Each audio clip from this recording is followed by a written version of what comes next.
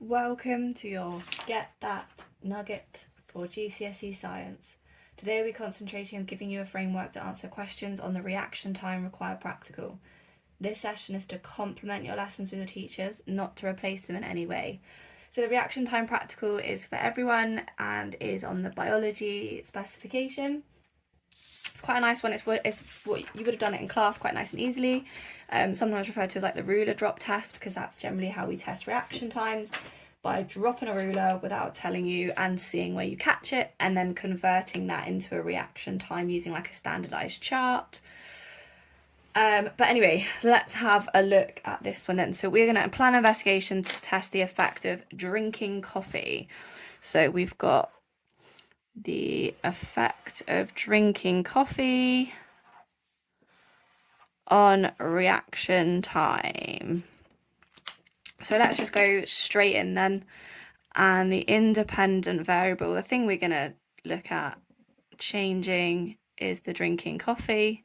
Obviously, I'm going to be changing the volume of coffee. I can't just say like drinking coffee. That's not going to be good enough, is it?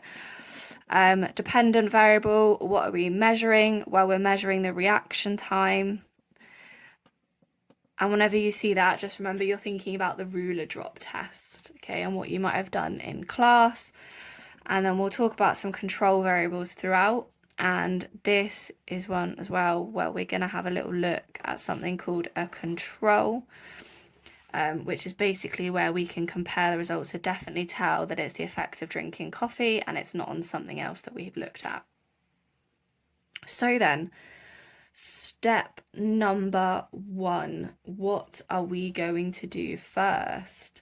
Well, I always think that one of the best, when you do this, and you might have found that when you did it in school as well, if we're testing the effect of drinking coffee, I'm going to do my control first, which is where we do it with no caffeine at all, or no coffee at all, I should say. No coffee. I should be very specific to the question, shouldn't I? It says drinking coffee, and therefore my control is no coffee. So therefore, step number 1, I'm going to do the test without anything. So therefore, what we need to do is we hold a meter ruler. You might have done it with smaller ones, but generally you do it with a meter ruler, which one of those bigger rulers. Hold a meter ruler above the hand of a person to be tested. Now we've got to start thinking. The annoying thing here is obviously you can be right-handed or left-handed or ambidextrous, which means you can use both hands. So we need to keep that hand the same. We also need to think about when we're picking participants for our investigation, one of the questions you'd probably ask them is, are you right or left-handed? And then you decide to probably discount anyone that was maybe left-handed and just do it on right-handed people. Or you could say, I'm going to do it on the dominant hand of the person, and that could be the left or the right. But that's something that you need to think about, because if you're going to start changing and mucking about with that, you're not just looking at the effect of drinking coffee, you're also looking at the effect of which hand someone's using. So you always need to be thinking about that in the back of your head. I don't want to change anything else. I just want to change what the question has asked me. So we're holding a meter ruler above the hand of the person to be tested. And we usually do it so that it's level with the top and the 0 part. Okay, 0 meters, that's what that is, 0 meters. And we're going to make sure we're dropping it from that exact same height each time, because obviously otherwise that's going to produce errors. And then we drop the ruler without them knowing when.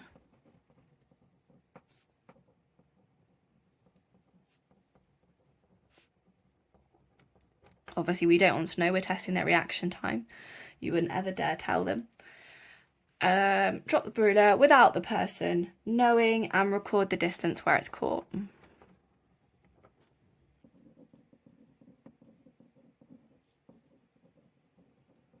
Now that can obviously be quite difficult sometimes. You can decide like wherever they catch it, you're going to take it, hopefully you can take it from the top, not from the bottom, but that's something you could discuss if you would like. Then I'm going to say, so as I mentioned earlier, obviously this isn't actually a reaction time, is it? This is just saying where did they catch it on a ruler. What you then often have is like a standardized chart, and it will say like 10 centimeters equates to this reaction time, or sorry, zero point 0.1, and then like 0.2 meters equates to this reaction time, and so on. And they're easy to get hold of. So we can say convert distance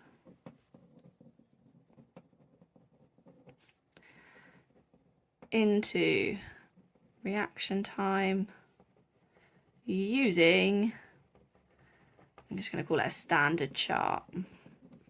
Now, you might see some questions if this comes up in your exam, and instead of using the ruler drop, they might just about using a reaction time like computer program where you've got like press a color when you hear a button or something like that. Hear a button, sorry. Press a button when you hear a noise or see a certain color, and you might have played some of these on like your phone and things like that, or you might have seen even like the F1 drivers do like the sock drop test where you've got two balled up socks in your hands and they hold their hands underneath, not underneath, sorry, like ready to go, and then when they drop them they've got to try and catch them before they fall on the ground. That's quite a really cool one to test your reaction times and see how good your reaction times are compared to things like F1 drivers who have insane reaction times. Right, anyway, are we done? Of course we're not, because we've only done it once, and where would we be without a practical doing it multiple times? So we are going to say for, repeat, and calculate a mean. Now again, are we even done? No, because we've only done this for the control. Now we can say, now person, I don't know why I keep calling them person, it could be participant, but person is much easier to write. Drinks, you could say like 1 cup of coffee, or you can be a bit more specific than that. I'm going to say 1 cup of coffee. Maybe you still want to be a better scientist and say like 50 mils, or you can get like coffee tablets, can't you? But I think for this one, it's drinking coffee. I'm going to say 1 cup of coffee and make it again tailored to the question as opposed to what I'm thinking in my head too much. So drinks 1 cup of coffee, and we can repeat steps 1 to 4. And then we can always say 6. Now person could drink like 2 cups of coffee. Could you imagine? Oh, 2 cups of coffee. And repeat again, steps 1 to 4. So they're doing the ruler drop test. You could then say like, 7, make sure to wait a good amount of time. Make sure to wait between tests. Because what you're going to get with this, make sure to wait between, is them sort of blurring in together. So there's a reason that I decided to do the control with no coffee first, because obviously then that's entirely sort of sorted, because again, once we've had a cup of coffee, we've got to wait a certain amount of time for it to be out of our system. 2 cups of coffee, if I did these straight away, if I did 1 cup of coffee, did this, and then drank 2 more cups of coffee and did this, it could actually be, you're seeing the effect of 3 cups of coffee because I've not given them enough time. Now, the only thing that we actually have barely mentioned is control variables. I mentioned about hands, about left and right hands, and we've mentioned about like a volume of coffee, but we've not thought about anything else. Now, this is one where you can have like an ungodly amount of control variables because there's so many things that can affect your reaction time. So you might want to say that you have the same age participants. You are going to, gender, all of these things are going to affect it, like prior consumption of coffee in the day. What are they on, any drugs? Are they, how athletic or fit are they? Are they really tired? Did they get enough sleep last night? Prior coffee consumption. Even things like the quality of their vision,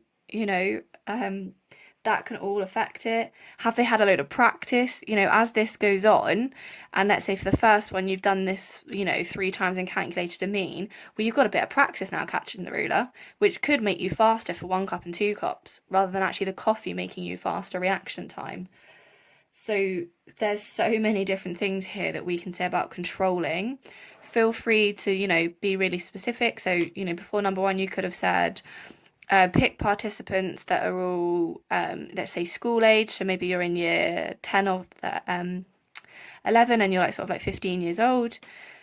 15-year-old females that have had no coffee consumption, that are all of a similar fitness and have never done the ruler drop test before. And then you've covered a lot of bases there by discussing that. So I've given you a very, very similar one. I've just said to describe a method to investigate the effect of caffeine on reaction time. So slightly different. Obviously, caffeine is what we're thinking about in coffee, but it is slightly different. So again, you can then pause the video, do your answer, go back to the beginning and test what you've got. And you could even make it more succinct. So make it shorter and using less waffly words, getting straight to the point with those variables, straight to the point with how to do it, and straight to the point with any improvements.